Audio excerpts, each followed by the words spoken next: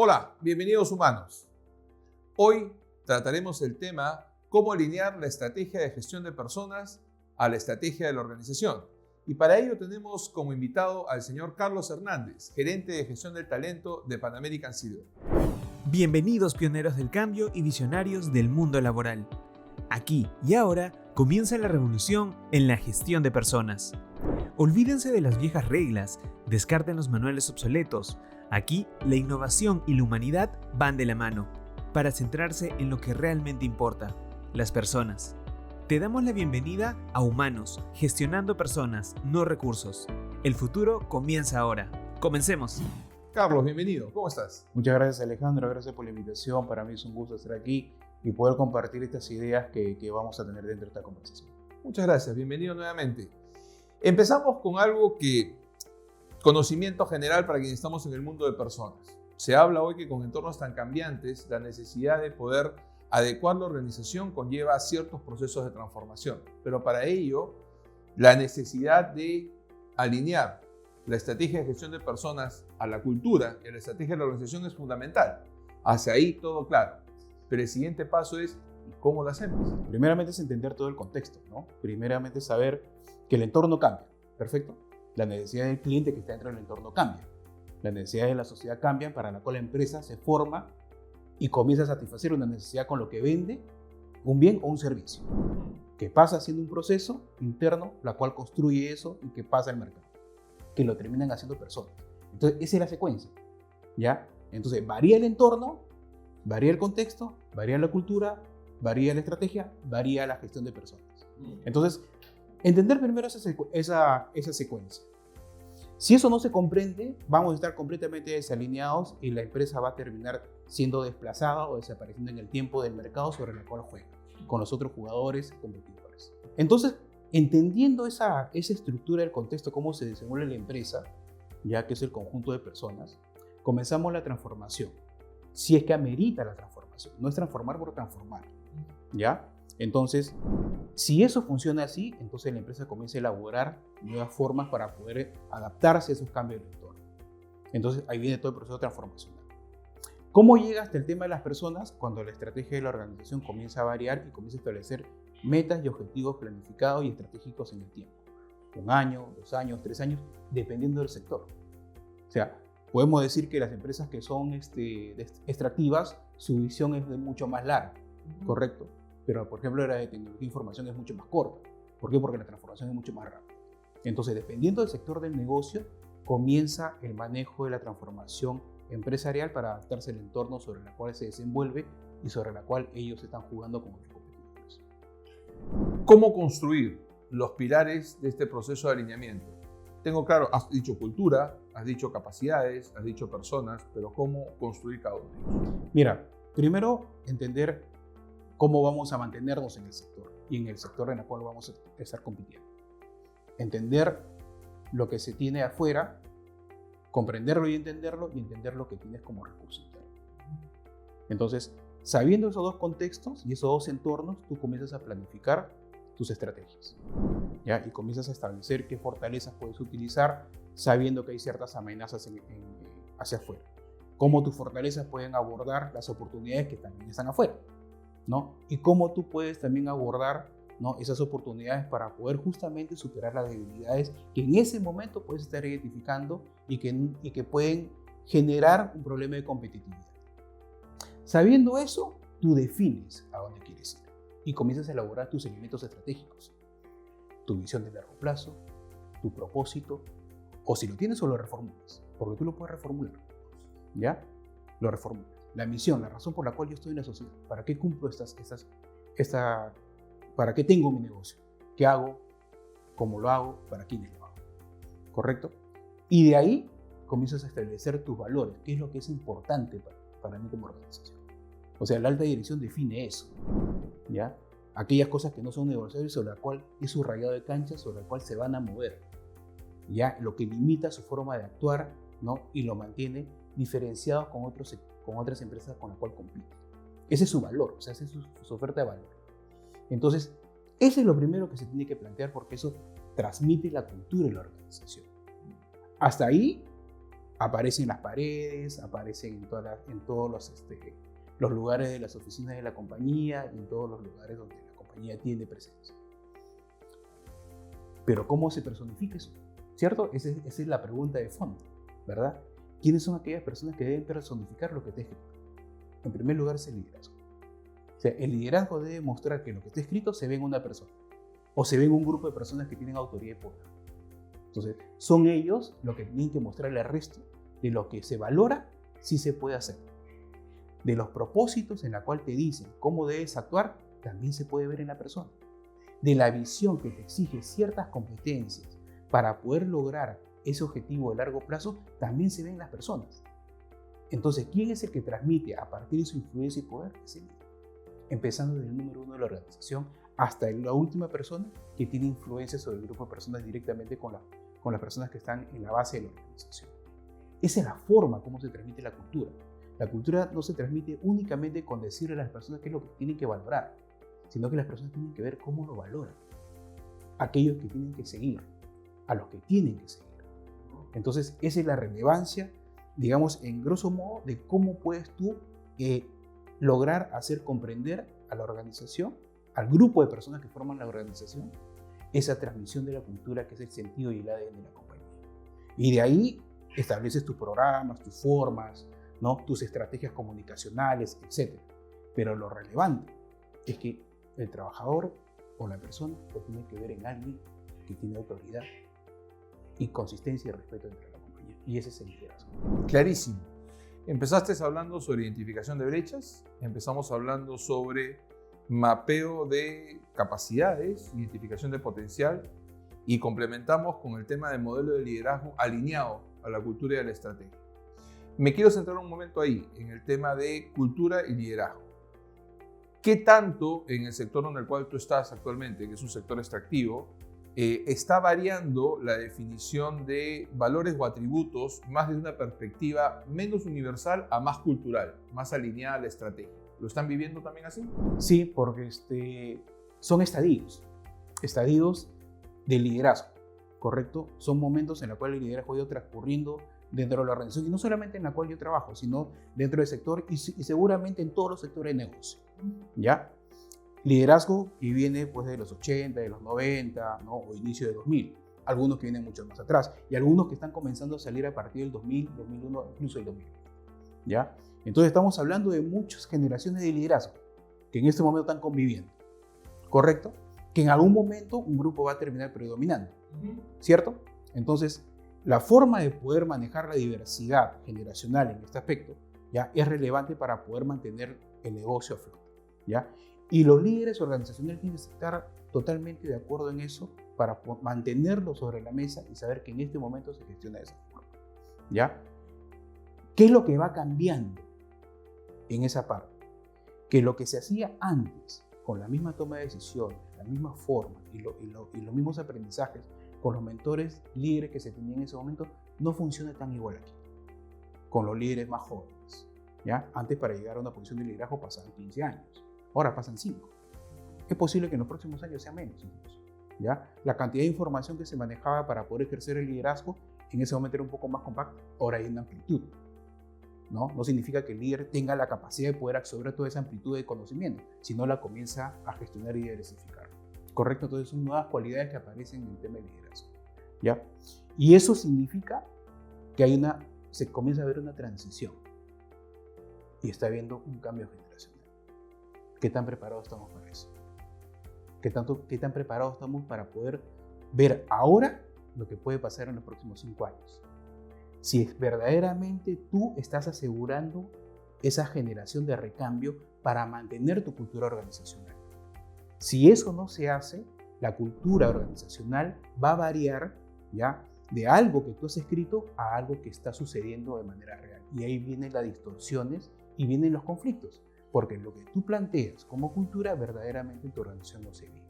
Entonces, hacer una sostenibilidad del ADN de la compañía como naturaleza propia de la compañía, la cual te diferencia del resto, así como las personalidades de cada uno de los seres humanos, ¿ya?, y que te dan una identidad propia, ¿no?, se va perdiendo. Puede variar, porque el contexto del sector también puede variar. ¿ya? Y también incluso la preferencia del cliente te puede hacer variar tu propósito. ¿Y para qué? Para mantener el mercado. Y eso es adaptabilidad.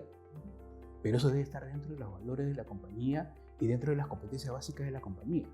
Porque si eso no se mantiene y eso no se establece, o por lo menos no se menciona, no le puedes exigir a las personas que la conforman que las tengan. Y es ahí donde vienen los conflictos y ahí vienen las preguntas. ¿Por qué no está sucediendo esto si yo estoy trabajando en decirle a las personas que tienen que ser adaptativas, que tienen que ser resilientes, que tienen que comenzar a generar mejora continua, que tienen que ser innovadores, que tienen que estar alineados a los resultados, etc.? Porque básicamente lo que tú estás mencionando no está alineado a la forma como tú lo haces. Así es. Entonces, por más que esté escrito en las paredes, la persona lo tiene que ver en alguien sobre la cual se tiene que guiar o tenerlo como referencia. Y ese líder es referente de la organización y por lo tanto el que transmite la cultura de la organización y todos sus cambios que pueden aparecer. Clarísimo, la cultura no se construye por narrativa, sino se construye por comportamiento, por ejemplo, por acciones directas como tal.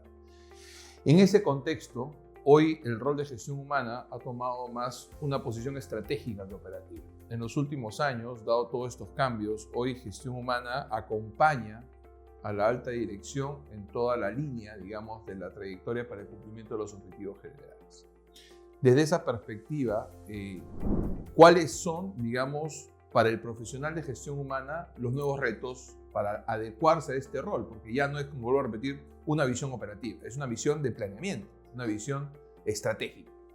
Y ese es el punto sobre el cual nosotros tenemos que tomar acción y darnos una referencia, y hasta cierto punto en algunos lugares es, digamos, un compromiso no cumplido o algo que todavía nos cuesta hacer.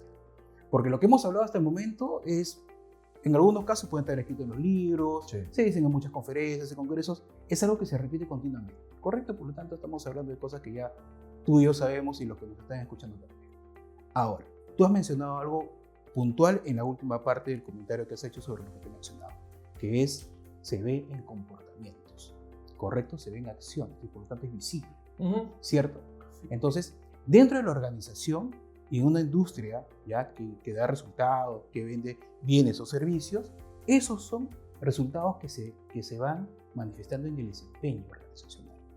El desempeño organizacional son aquellas metas tangibles que la organización tiene: producción, ingresos, costos, seguridad, etc.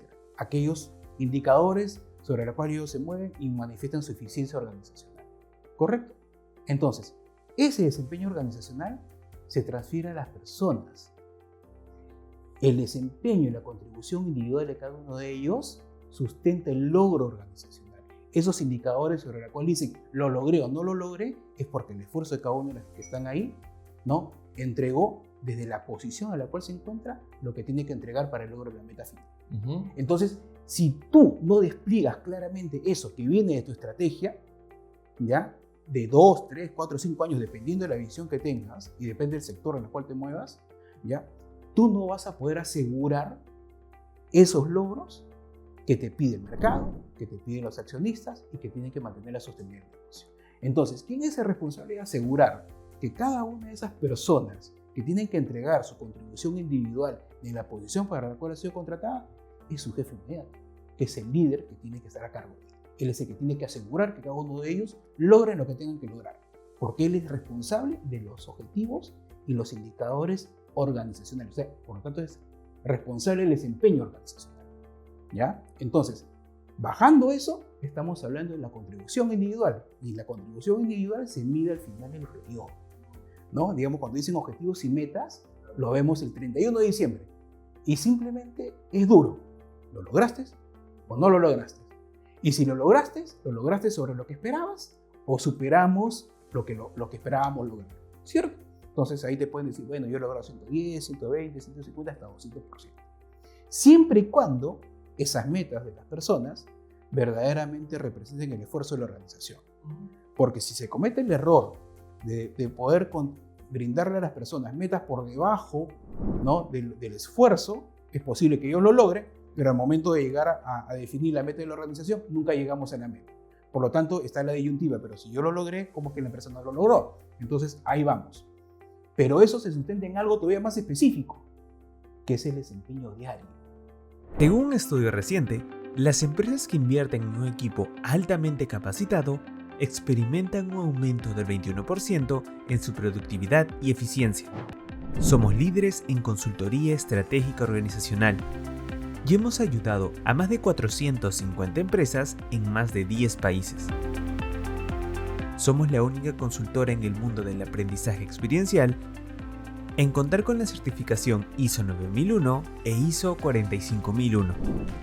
Trabajaremos en estrecha colaboración con su equipo para asegurarnos que nuestras soluciones sean personalizadas y se ajusten a sus necesidades específicas. Contáctenos hoy para programar su consulta y comencemos a transformar su futuro.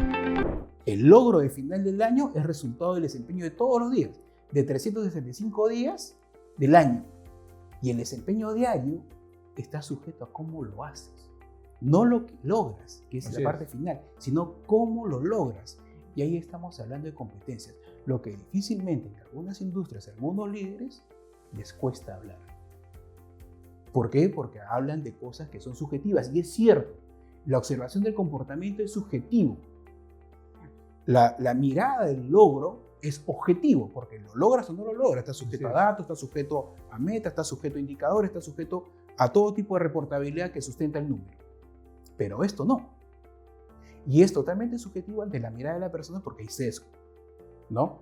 Pero lo que llega acá a decir es que si tú tienes una buena técnica para poder medir el desempeño de esos dos tipos de gestión del desempeño por metas y por competencias, tú vas a reducir el sesgo.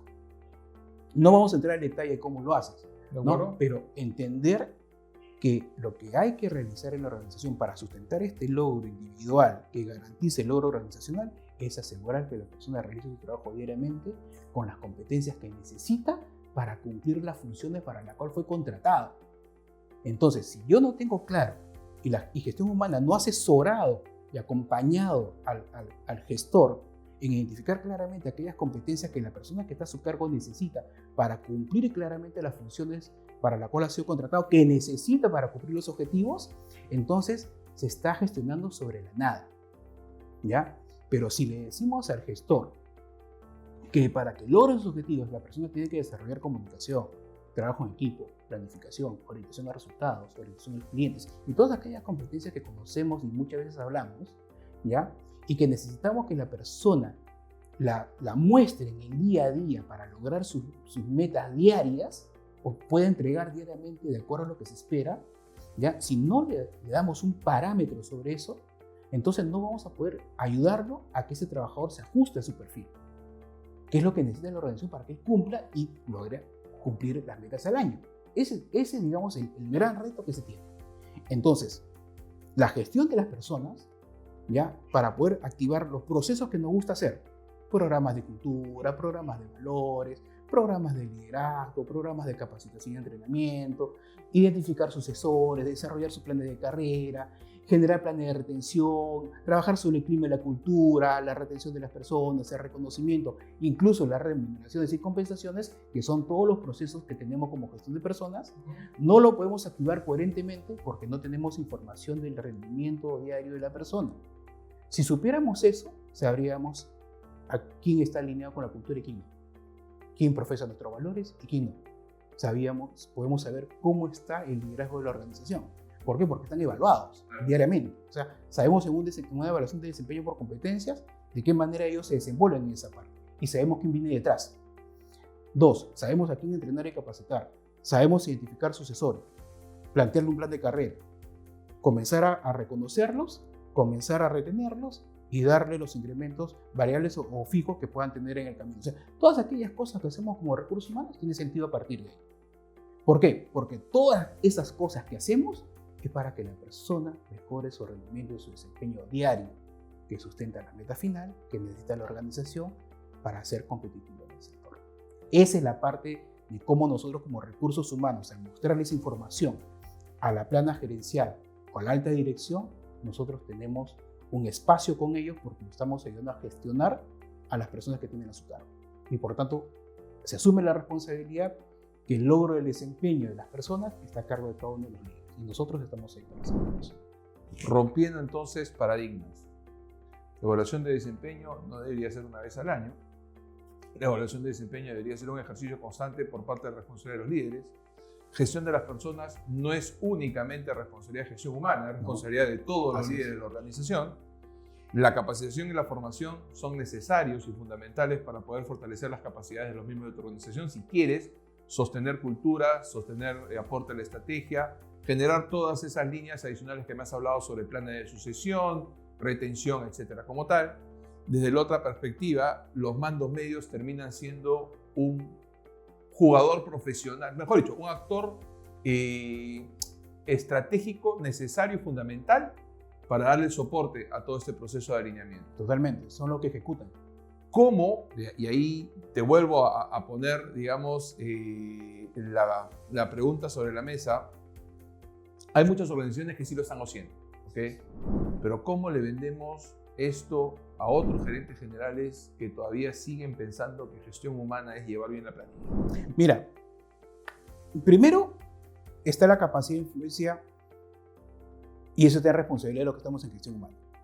O sea, nosotros hablamos de liderazgo, hablamos de posicionamiento, hablamos de todas las cosas que aparecen dentro de la gestión empresarial como las mejores prácticas, ¿correcto? Pero verdaderamente nosotros como gestión humana somos influyentes.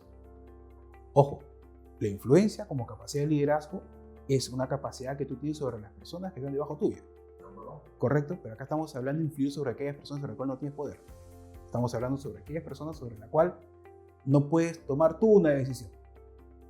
Entonces, ese es lo que uno tiene que comenzar a desarrollar y a entender. Que en el manejo de la organización, 1 más 1 no es igual a 2. Y eso lo escuché de un mentor de hace 25 años, ¿no? que lo aprecio muchísimo, me dice Carlos. En gestión humana, 1 más 1 no es 2. Si en el libro y en la práctica dice que eso se tiene que hacer, no necesariamente las personas lo van a decidir. Si no, todo el mundo tendría ese manual y todos no tendrían el problema que ahora tienen. Es un tema básicamente de entendimiento, comprensión, influencia. De lograr que la persona con la cual tú estás interaccionando, que puede ser en la alta plana de la organización, uno o varios de ellos, puedan entender y comprender la necesidad de hacerlo de esta manera. Ahora, eso determina la madurez de la organización. Tú ves organizaciones que tienen las mejores prácticas de la gestión del desempeño. No la evaluación del desempeño únicamente, la gestión del desempeño. La gestión del talento, que el talento es no solamente desempeño, sino potencial, como lo has mencionado hace un momento. ¿Qué tanto yo rindo en la posición en la cual estoy y qué tanto puedo crecer dentro de la organización? Así es. ¿Qué tanto entrego y qué tanto puedo crecer? Que es parte de la necesidad para identificar las brechas y poder ver cómo reducirlas. Así es. Y ahí tú puedes darte cuenta incluso que no todos tienen crecimiento. Así es. La organización es piramidal. Tú no puedes decir que todos pueden crecer. No. Muchas personas por su característica sí pueden crecer, pero algunas de repente son más especializadas y tienen un alto rendimiento en lo que hacen y hay que mantenerlos ahí. Tenerlos bien identificados es justamente la razón sobre la cual nosotros tenemos que intervenir ahí para darle a los gestores ese mapeo de talento para que ellos puedan decidir correctamente lo que hay que hacer con cada uno de ellos, porque lo que se decida o se deje de decidir afecta directamente a esa persona. Y esa es una responsabilidad que tenemos que tener en cuenta. O sea, no es gestionar personas como decir yo tengo el poder sobre ellos, ¿no? O tener recursos, como se menciona todavía en algunos casos, ¿ya? Y yo puedo tomar, ¿no?, en el momento necesario esos recursos. De acuerdo. No, hay una persona que está involucrada. Lo que tú decidas o dejes de hacer, o hagas o dejes de hacer, va a impactar en esa persona. Si tú vas a decidir promocionarla sabiendo que no está preparada, ¿ya?, entonces estamos haciendo una promoción sin liderazgo posiblemente. Y lo más probable es que fracase. ¿De quién es responsabilidad? ¿De la persona? No, responsabilidad del que decidió hacerlo.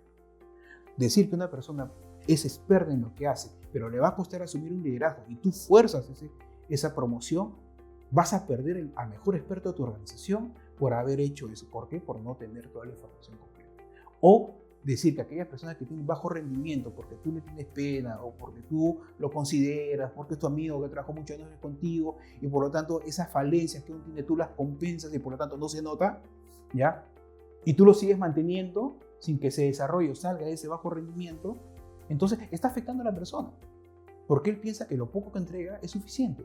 Pero más aún, y todavía más complicado, aquellos que se entregan van a comenzar a bajar su rendimiento porque piensan que el estándar es aquí. Claro. Exacto. Entonces, a veces, mantener el bajo rendimiento pensando que en algún momento va a mejorar su rendimiento, hasta cierto punto son verdades falsas o falacias, ¿no? Entonces, ¿qué es lo que termina haciendo? El bajo rendimiento nunca mejora y el que tiene alto rendimiento comienza a bajar su rendimiento. Son efectos que sucede cuando uno comienza a tomar decisiones de personas sin la información o sin un buen mapeo, ¿ya? Entonces, tener esas consideraciones como esfuerzo de gestión humana para mostrárselo a los líderes de la organización y que a partir de ellos puedan tomar buenas decisiones, ¿ya? Con las personas que tienen a su cargo, esa es la razón de ser de nosotros.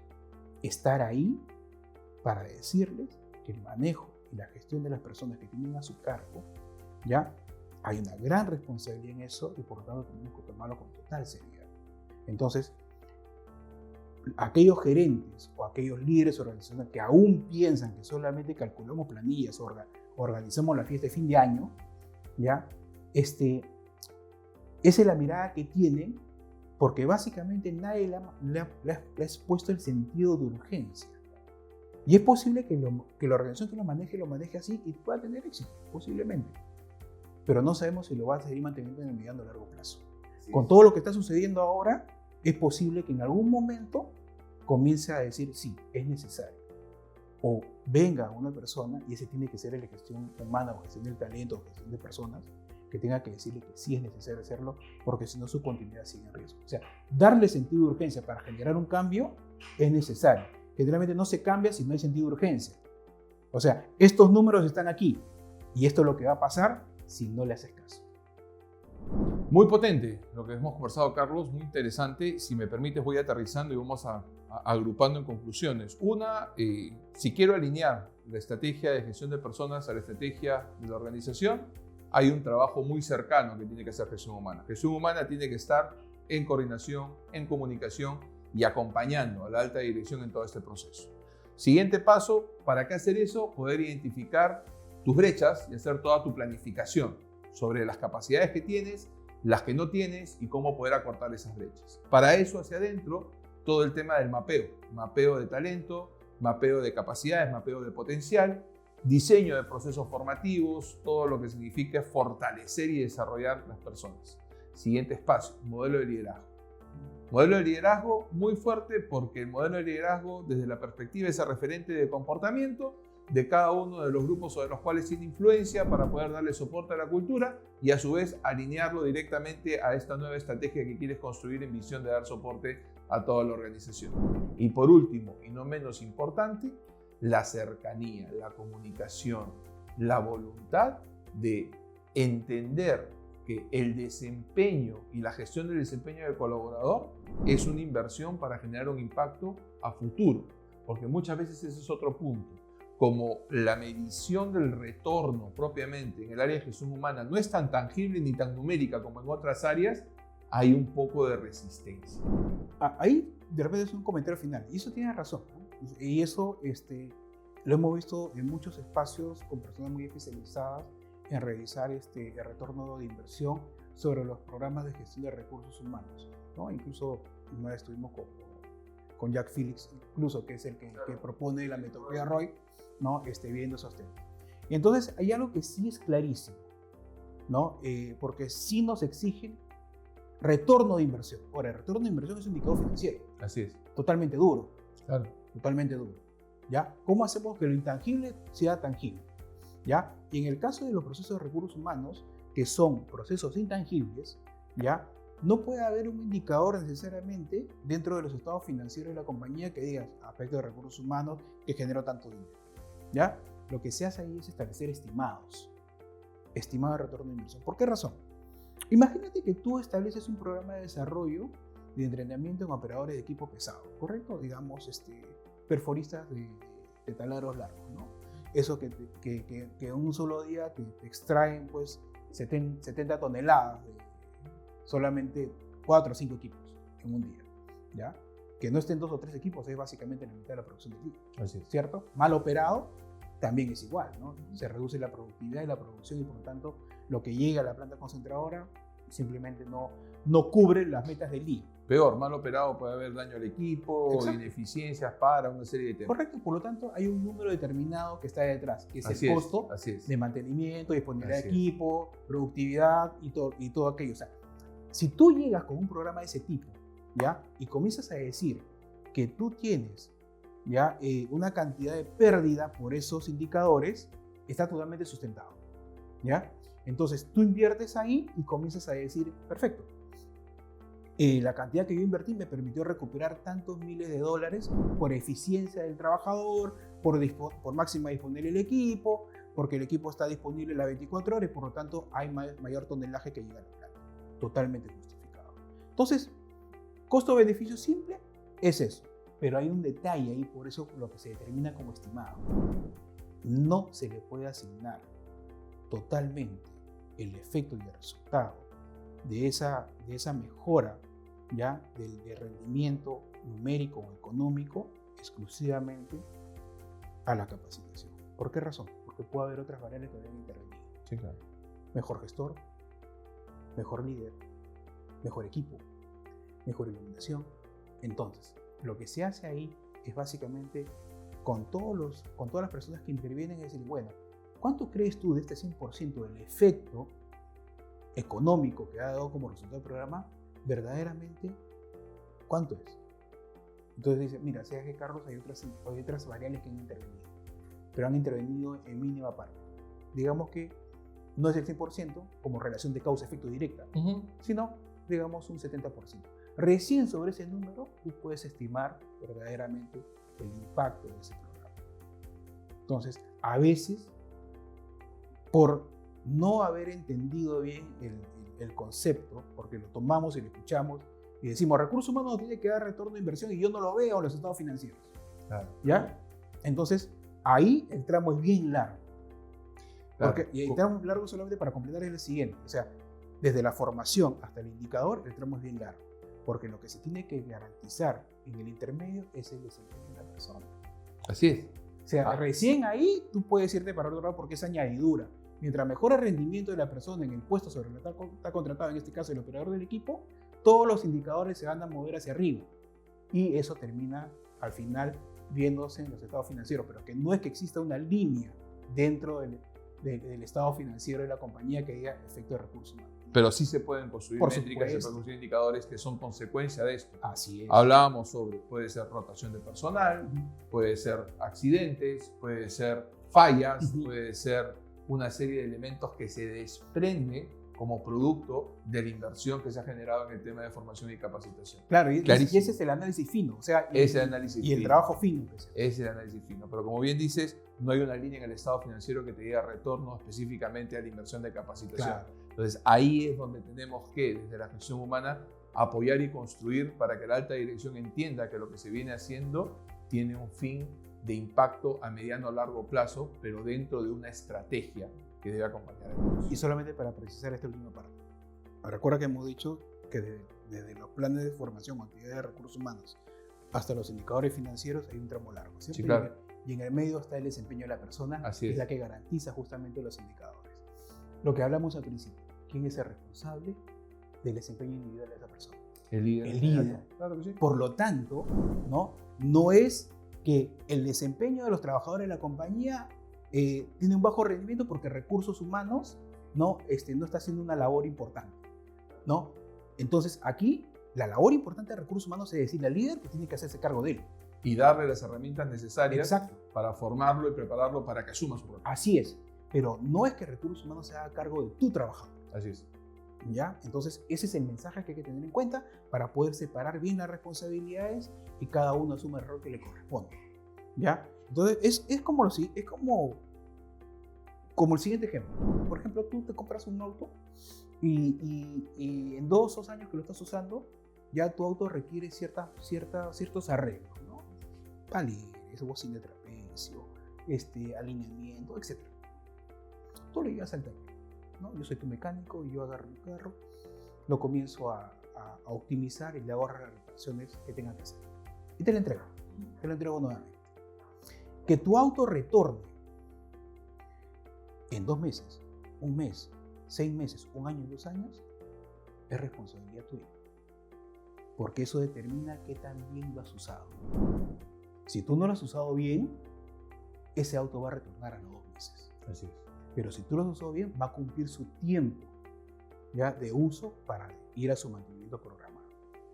Entonces, la responsabilidad del uso de recurso es del que lo usa, que en este caso es el chofer o serías tú. En el caso de los trabajadores, salvando la distancia del uso, ¿no? Porque el trabajador es una persona, la responsabilidad de su desempeño y la forma como entrega y las capacidades que tenga que desarrollar y aquellas cosas que tiene que saber para mejorar su desempeño es responsabilidad del líder. El líder le tiene que decir que tiene bajo rendimiento y tiene que mejorar. O sea, tiene que darle feedback. El líder le tiene que decir aquellas cosas que necesita abordar y desafiarlo para que pueda rendir mejor. El líder tiene que entregarle la formación que necesita en caso de la persona, su bajo rendimiento sea por falta de conocimiento. Pero si conoce y no lo está haciendo, hay que desafiarlo. Y si no responde al desafío es porque tiene otras expectativas. Y también es un punto que generalmente en recursos humanos no hablamos. Aquello que hacemos con aquellos que tienen bajo rendimiento reiterativo, ¿no? Pero así como nos aseguramos de aquellos que sí cumplen, ¿no? Y entregan, y cómo lo tenemos que ir manteniendo activos en ese nivel. Y aquellos que superan las expectativas, cómo lo reconocemos para poder lograr que el alto rendimiento o el alto desempeño no decaiga. Entonces, esa es la responsabilidad del líder, del que se hace cargo de él, como decir el chofer que se hace cargo de su vehículo. Es exactamente igual. No es responsabilidad del mecánico que vuelve en 2 meses o en 1 mes. No es responsabilidad de recursos humanos que la persona, a pesar de todo lo que tú le entregas, programa de cultura, programa de valores, programa de liderazgo, capacitación y entrenamiento, líneas de carrera, retención, compensación, clima y bienestar, que tú le entregas como recursos humanos y el trabajador no responde a eso, es porque básicamente el liderazgo que tiene a su cargo no se está haciendo cargo. Clarísimo, clarísimo, Carlos. Muchas gracias por este espacio, muchas gracias por habernos brindado toda esta información, tú que lo vives y lo gestionas en el día a día, y a todos los que nos han mirado en este capítulo del día de hoy, agradecerles su presencia, agradecerles el habernos acompañado e invitarlos a una sesión más de Humanos, gestionando personas y no recursos. Hasta una próxima oportunidad. Gracias. Y este programa llega por auspicio de Facilitadores Asociados. Visítanos en www.facilitadoresasociados.com. Que las palabras compartidas, las historias de transformación y las ideas resuenen en lo más profundo de tu ser. Humanos, gestionando personas, no recursos, no solo es un llamado a la acción, es una invitación a ser parte de un movimiento. Sigamos haciendo de la humanidad nuestra mejor estrategia de negocio. Recuerda que tú eres el cambio. Hasta la próxima.